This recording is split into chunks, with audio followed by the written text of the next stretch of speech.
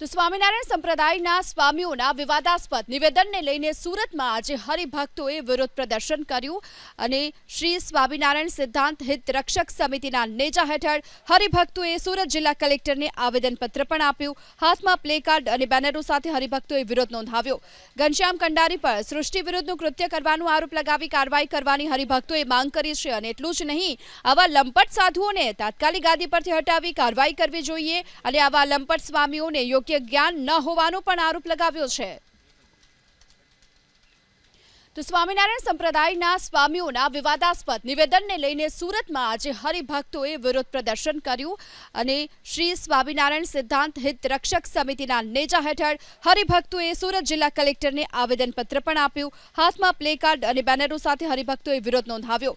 ઘનશ્યામ કંડારી પર સૃષ્ટિ વિરુદ્ધનું કૃત્ય કરવાનો આરોપ લગાવી કાર્યવાહી કરવાની હરિભક્તોએ માંગ કરી છે અને એટલું જ નહીં, આવા લંપટ સાધુઓને તાત્કાલિક ગાદી પરથી હટાવી કાર્યવાહી કરવી જોઈએ અને આવા લંપટ સ્વામીઓને યોગ્ય જ્ઞાન ન હોવાનો પણ આરોપ લગાવ્યો છે।